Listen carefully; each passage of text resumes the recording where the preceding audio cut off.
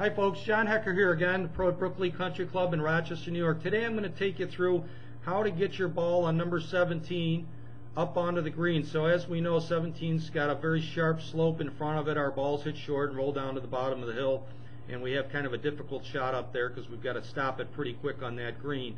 So the first thing I want you to note is how to use the club, the lob wedge to get the ball to land on the green and hopefully check up pretty quick here. So I got two 60-degree wedges here.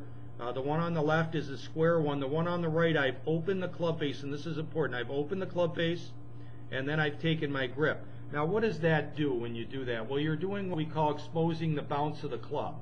Okay, so the screen on the left here, I open the blade, and it's going to expose the bounce of the club. So on the right, you see that the back edge and the front edge are pretty much level to the ground. As you open up the club face, look at that. Now you've got quite a bit of an angle. This back edge is actually going to hit the ground.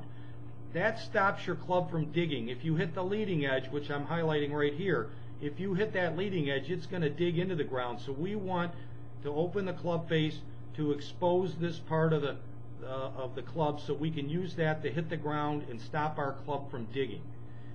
Okay, so that's really important to get that. And now I'm going to take you through the swing here from both sides so you can get an idea what it's going to look like.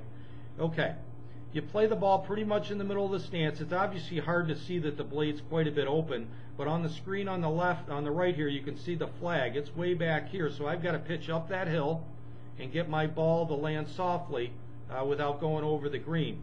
So it's an aggressive pitch. Again, I've added loft to the club face, so I've got to swing harder to hit the ball the proper distance, which I believe this is about 40 yards. I think I measured it out to 40 yards. You can see I'm adding loft. There isn't much of a divot if I hit this properly. I did take a little bit of divot, but there shouldn't be much because I'm using the bounce. It's not as apt to dig. It kind of bounces under the club, pops the ball up in the air, and landed right on the green and gave me a nice short putt. So from the face-on view, again, it's kind of a three-quarter swing. You'll see that my arms stay close to my body on my follow through. That's to keep the loft on the club, keep using the bounce. So I'm not really trying to dig in here as much as use the bounce.